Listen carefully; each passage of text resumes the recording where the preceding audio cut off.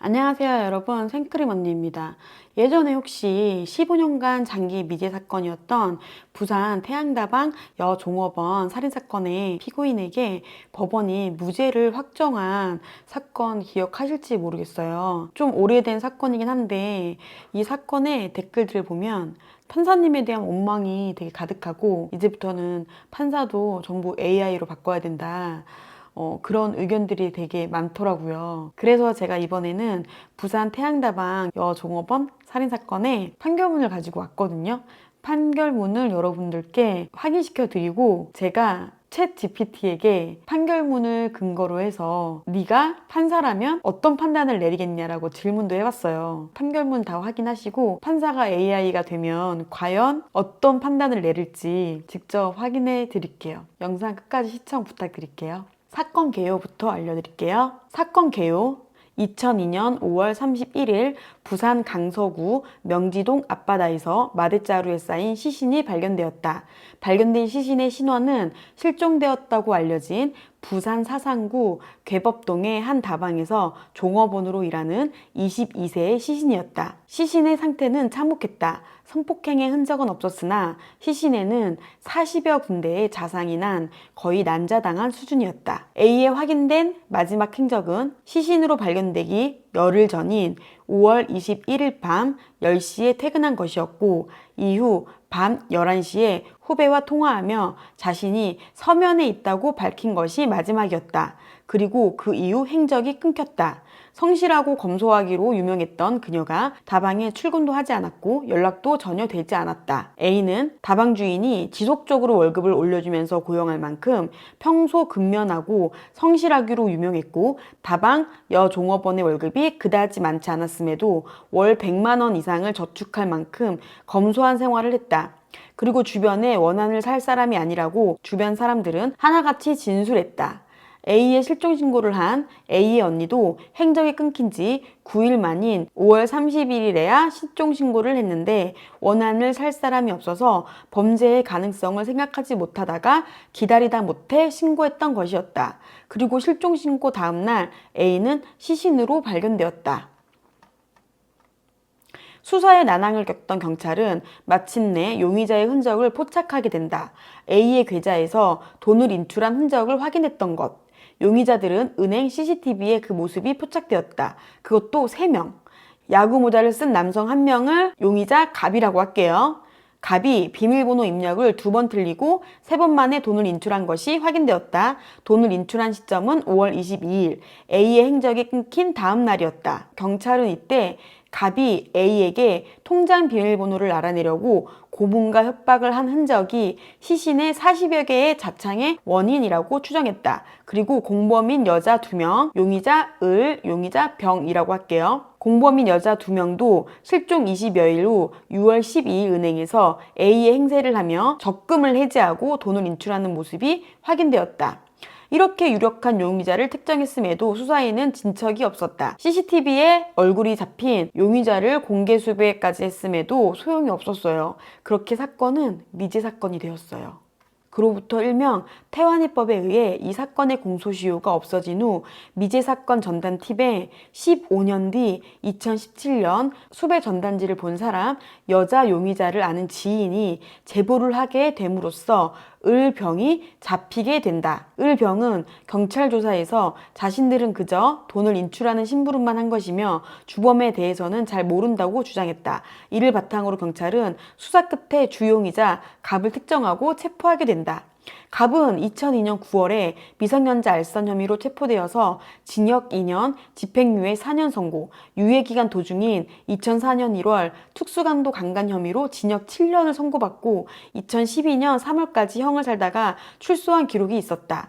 국가수 검사 등으로 당시 CCTV에 찍힌 야구 모자를 쓴 돈을 인출한 자와 체포한 용의자 갑이 동일인이라는 결론을 얻어냈다. 이후 경찰은 용의자 을병에 대해서는 살인에 대한 부분이 아닌 돈을 인출하는 데에만 가담한 것으로 보고 해당 혐의에 대해서 공소시효 경과를 이유로 한 불기소 의견으로 검찰 송치, 용의자 갑은 강도 살인 혐의로 송치하였다. 그리고 검찰은 2002년에 발생한 사건에 대해 15년 만인 2017년에 용의자 갑을 강도살인 죄목으로 기소하게 된다. 그때까지만 해도 사람들은 다 끝났고 15년 만에 미제 사건이 해결되었다고 생각했다.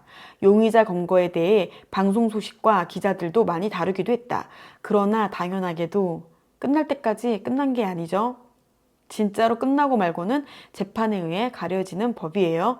검찰의 기소에 의해서 재판이 열렸다. 판결문을 읽어드릴게요. 검찰은 피고인 갑이 피해자 A를 납치하여 돈을 빼앗고 범행이 발각될까 우려하여 살해했다고 주장. 피고인 갑은 피해자의 가방을 주어 통장을 이용해 예금을 인출한 사실은 있지만 강도 행위로 가방을 뺏지도 않았고 피해자를 살해하지도 않았다고 주장했다. 국민참여 재판에서 열린 부산지방법원 제7형사부에서 열린 1심 재판에서 배심원 9명 중 유죄 의견 7명, 무죄 의견 2명, 양형 의견으로는 사형 3명, 무기징역 4명, 징역 15년 2명의 의견이 나왔다. 재판부는 이에 대해 무기징역을 선고하였다. 1심 판결에 대해 피고인 측은 사실 오인과 양형 부당을 이유로 항소, 부산고등법원에서 항소심이 열렸다. 재판부는 지적 증거는 없음, 간접 증거를 종합적으로 살펴서 유무죄 판단을 내려야 함. 피고인은 수사기관에서 피해자의 가방을 습득하여 피해자의 신분증, 수첩에 기재된 휴대전화 번호를 조합하여 3번 만에 비밀번호를 알아내었다고 진술하였으나 자신의 수첩에 휴대전화번호를 적어놓는다는 것은 납득하기 어렵고 피해자의 주민등록번호와 휴대전화 번호의 조합으로는 3번 안에 통장의 비밀번호를 알아낼 연관성이 있다고 보기 어려운 점, 이후 수사기관에서 다시 주민등록번호와 휴대전화번호 조합으로 비밀번호를 알아내보라고 요구를 받았는데 A가 마치지 못한 점, 그러자 진술을 번복하여 수첩에 기재된 피해자 부모의 생년월일을 토대로 비밀번호를 알아내었다고 주장했으나 22세의 피해자가 자기 부모의 생년월일을 수첩에 적어놓는 것 역시 납득하기 어려운 점, 위의 정황으로 보아 피고인은 피해자를 통해 비밀번호를 알아낸 것으로 보이고 평소 검소하고 돈에 대한 애착이 강한 피해자가 별 이유 없이 통장 비밀번호를 알려줄 리가 없으므로 피고인이 피해자를 폭행 또는 협박해 비밀번호를 알아낸 것으로 보이는 점, 1차 인출 이후 시간이 지나서 적금의 해지를 을병에게 부탁하였던 것을 봤을 때 보통 타인에 의해 자신의 예금이 인출되었다면 신고를 하는 것이 보통이라는 걸 생각했을 때 당시 피고인은 피해자가 신고를 할 수 없는 상황이라는 것을 알았다고 보이는 점, 피고인과 동거했다는 C가 진술한 마대자루를 옮기는 것을 도왔다는 진술이 당시 주변 건물과 간판 이름, 화장실 냄새가 났다는 기억 등 어느 정도 구체적이고 최초 경찰 진술 시부터 1심 법정 진술 때까지 일관되며 시기 등 역시 신빙성이 있고 그 기억을 떠올리면서도 처음부터 피고인을 특정한 것이 아닌 마대자루를 옮겼던 사실 자체를 먼저 떠올린 것을 봤을 때 C가 피고인을 무고하기 위해서 지어낸 것이라고 보기 어려운 점, 언어 표현, 지각 능력이 다소 떨어지는 것으로 보이기는 하나 그렇다고 그게 기억력에 영향을 미치는 것으로 보이지 않는 점, 당시 피고인은 일정한 직업이 없이 채무를 지고 가출 청소년, 성매매 알선과 도박을 일삼으며 생활했던 점 등으로 보아 경제적으로 힘든 상황을 범행의 동기로 충분히 볼 수 있는 점, 2003년 3월경 야간에 혼자 운전하는 여성들을 상대로 강도를 예비, 흉기인 과도를 목에 들이대며 피해자의 입과 손, 발을 청테이프로 묶어 반항을 억압한 다음 돈을 갈취하고 강간을 시도하는 등 범행 수법이 이 사건과 유사한 행적이 있는 점, 당시 피고인의 거주지와 피해자가 일하던 다방은 700~800m 거리에 있어 피고인과 피해자가 마주칠 가능성이 충분한 점, 피고인으로부터 2013년경 빨간색 투스카니 차량을 매수한 사람이 뒷좌석 인조가죽 시트를 벗겨내고 조명 등을 설치하는 작업을 하던 중 검붉은색 얼룩자국이 오랫동안 묻어있다가 마른 것과 같은 형태, 색깔로 남아있는 것을 발견한 점, 피고인이 사건 당시 그 투스카니를 몰고 다닌 점, C가 피고인의 빨간색 차에 마대자루를 실었다고 진술한 점 등의 정황, 2016년 5월 3일 공소시효, 2016년 5월 21일 살인 공소시효 폐지를 검색한 기록. 수사기관에서 최고의 선택을 하면 양쪽으로 형량이 어떻게 되는지, 검사에게 선처의 기준이 무엇인지 물어봐달라는 취지의 진술을 한 점은 아무리 수사기관이 자백을 요구했다 하더라도 저지르지도 않은 중형이 불가피한 범행에 대해 형량을 거래하려 했다는 점은 납득하기 어려운 점. 최초에 은행 CCTV 사진에 찍힌 건 자신이 아니고 은행에도 간 적 없다고 주장하다가 주변인들의 확인 진술이 나오자 이후에 자신이 맞다고 번복한 점, 상기한 비밀번호를 알아낸 경위에 대한 진술, 피고인의 얼굴이 나온 수배 전단지를 보고 단순히 가방만 습득한 것인데도 강도 살인으로 수배가 되었지만 문제가 되면 돈을 주면 되니 큰 문제가 되지 않는다고 생각했다는 진술 등 진술들이 전반적으로 납득하기 어려운 점. 변호인은 별개의 인물, B를 사건 당시 행적, 피해자의 통화 여부, 만난 여부 등에 대해 거짓 진술을 하고 있고 특수 강도의 전력이 있다는 등의 이유로 유력 용의자로 지목하고 있으나 이런 점으로 인해 피고인을 범인으로 볼 유력한 간접 증거들을 배척할 수 없는 점. 피고인의 변호인이 별개의 인물 B를 범인일 수도 있다고 주장했나 봐요. 이 B는 다방 손님인데요. 실종 전날 피해자와 같이 점심을 먹은 것으로 확인되는 B라는 인물이 있대요. 그래서 피고인의 변호인은 이 B가 유력한 용의자다라고 주장한 것 같아요.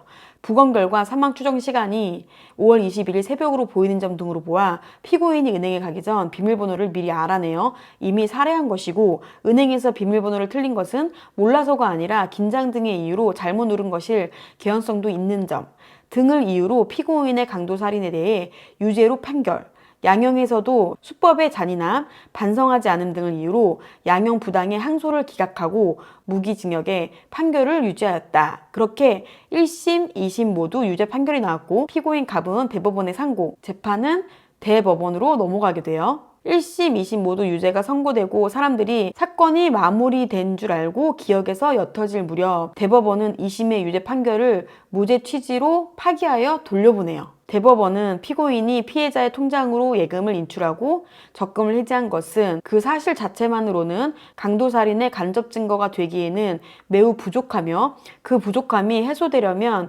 피고인과 함께 마대 자루를 옮겼다는 동거인 C의 진술이 신빙성이 있어야 한다. 간접 증거가 없는 이 사건의 살인의 공소사실에 대한 거의 유일한 증거인 C의 진술에는 엄격한 평가가 필요하다. 그런데 원심 판결과 기록에 의한 C의 진술은 피고인이 마대자루로 끌고 와서 자신과 트렁크에 실었고 자동차로 이동하여 같이 마대자루를 내렸으며 이후 자신은 앉아서 가만히 있었고 이후로 그 마대자루를 어떻게 처리했는지에 대한 기억은 없다고 진술했는데 마대자루를 피고인이 혼자 끌 수 있을 정도라면 굳이 범행을 들킬 위협을 무릅쓰고 C의 도움을 받았어야만 했는지 의문이 드는 점, C의 진술은 마대자루에서 물컹한 느낌이 들었다는 것일 뿐 그 내용물에 관한 진술이 없으며 마대자루를 내린 후 피고인이 어떻게 처리했는지 내용도 없어서 증거의 가치가 제한적인 점, 처음에는 그 당시 만났던 빨간색 투스카니를 몰았던 사람과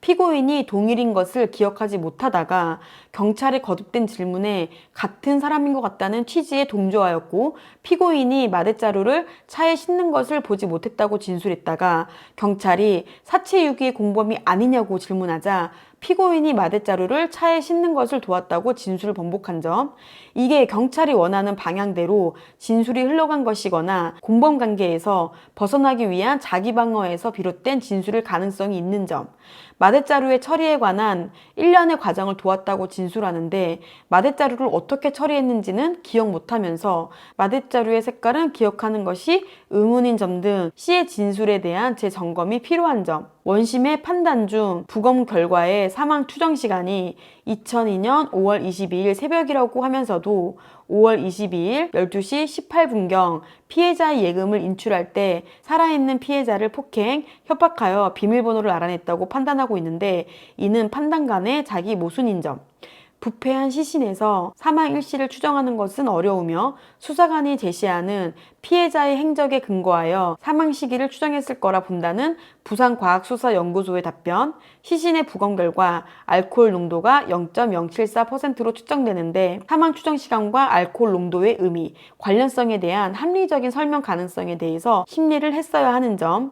원심에서는 피고인의 경제적 궁핍을 범행의 동기로 보고 있는데 이 판단의 근거가 된 대출금의 규모, 채무의 규모가 제대로 확인되지 않는 데다가 당시 피고인이 카드깡 등을 통해 충분한 현금을 확보하고 있어 경제적으로 어렵지 않았다고 주장하는 것을 배척하려면 보다 많은 객관적 자료를 통해 대출과 채무의 규모를 확인하고 연체 여부, 독촉 여부 등에 대해서도 면밀히 심리하여 범행의 동기가 있는지, 살인을 해서라도 벗어나야 할 정도의 경제적 곤란에 있었는지, 과연 흉기로 수십여 회 찔러서 살인할 만한 동기로 충분한지 봤어야 하는 점. 원심에서 피고인의 변호인 측이 유력 용의자라고 주장한 B에 대하여 피해자가 잘 아는 사이인 B가 피해자의 사체 발견 이후 조사에서 자신의 행적, 전화통화 여부, 피해자를 만났는지 등에 대해 허위 진술을 했고 피해자의 실종 이후로 피해자에게 연락을 하지 않았으며 이전과 다르게 피해자 실종 무렵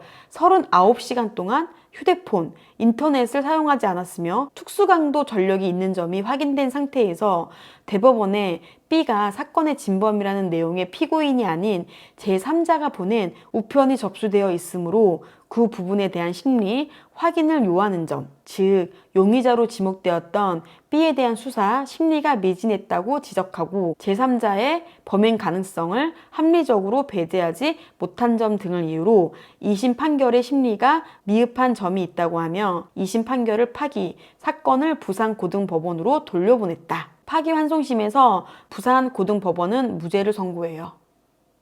대법원에서 지적한 대로 C의 진술의 신빙성을 인정하기에는 부족한 점이 있는데 범행의 발각을 감수하고 C의 도움을 받았어야 하는지에 대한 의문에 대해서 파기환송심에서 재현 실험을 통한 검증을 권유했음에도 검증이 이루어지지 않았고 검사가 파기환송심에서 검증에 대체하여 제출한 S 프로그램의 방송 내용에 마대자루를 싣는 실험은 무게만 비슷할 뿐 재질 등의 점은 차이가 있어 실험 과정이나 조건 설정에 있어 C가 진술한 상차 현장을 충실히 재현하지 못한 것으로 보이므로 C의 진술의 추가적인 신빙성을 인정하기 어려운 점.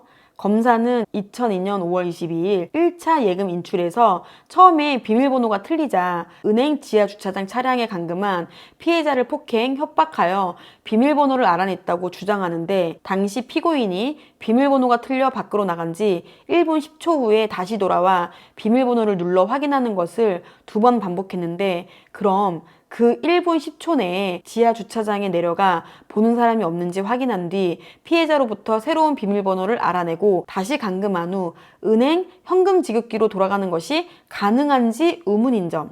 피해자가 실제로 수첩을 사용했을 가능성, 비밀번호의 단서를 적어 놓았을 가능성, 적혀있는 숫자를 잘못 읽어서 비밀번호를 틀린 것이었을 가능성, 수첩에서 비밀번호를 알아냈던 것이 15년의 시간이 지나서 지금 다시 해보려고 하니 잘 안 되는 것일 가능성 등이 증거에 의한 객관적 사실이나 치열한 논증을 통해 이런 가능성이 배제되지 않는 이상 단순한 논리적 추론이나 개연성을 넘어 그 자체로 무죄 추정의 원칙을 깨트리고 공소 사실을 인정할 만큼의 우월한 증명, 고도의 개연성이라고 인정하기에 부족한 점 등을 보아 대법원에서 지적한 점을 메우지 못했으므로 환송 판결의 기속력의 원칙의 예외에 해당하지 못하는 점.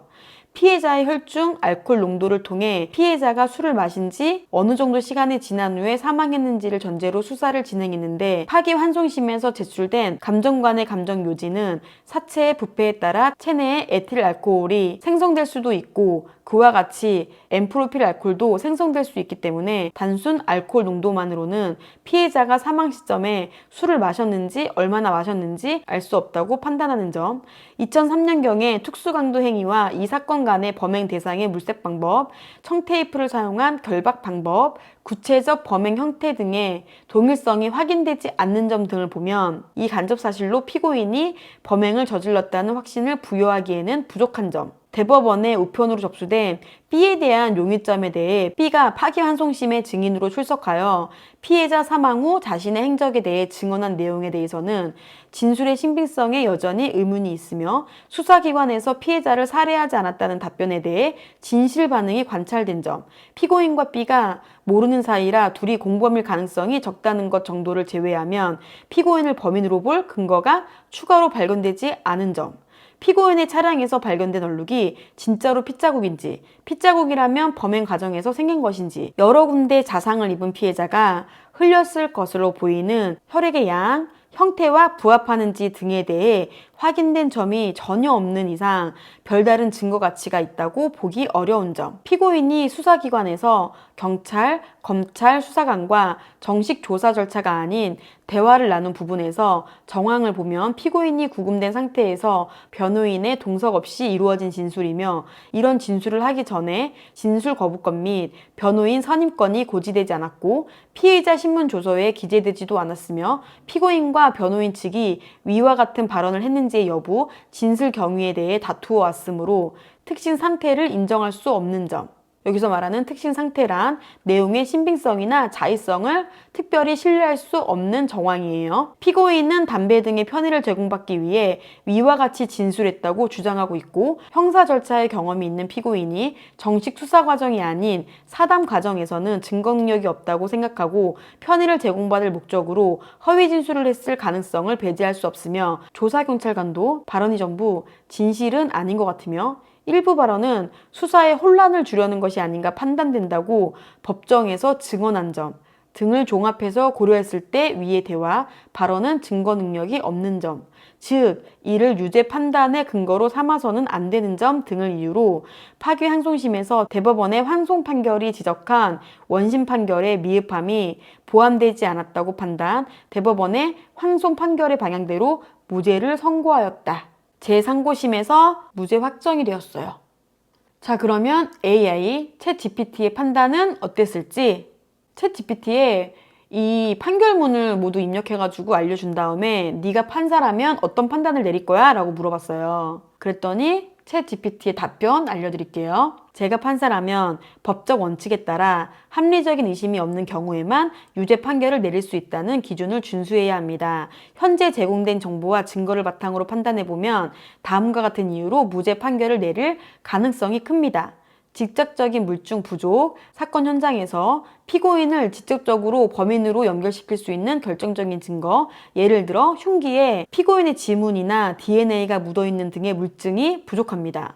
그리고 모순되는 증언, 피고인의 진술과 사건의 다른 정황들이 모순된다고 하더라도 이것만으로는 피고인이 범행을 저질렀다고 확신할 수 없습니다. 진술의 불일치만으로 유죄를 확정하기엔 부족합니다. 살해 동기 부족, 피고인이 피해자를 살해할 명확한 동기나 이유가 충분히 입증되지 않았습니다. 범죄를 저지를 동기가 명확하지 않다면 의심만으로 유죄를 확정하기 어렵습니다. 합리적 의심의 여지, 법적으로 피고인의 죄가 입증되지 않는다면 피고인은 무죄로 간주됩니다. 현재로서는 피고인이 범인이 아닐 가능성을 완전히 배제할 수 없으므로 합리적인 의심이 남아 있습니다. 결론적으로 만약 제가 판사라면 무죄 판결을 내릴 것입니다.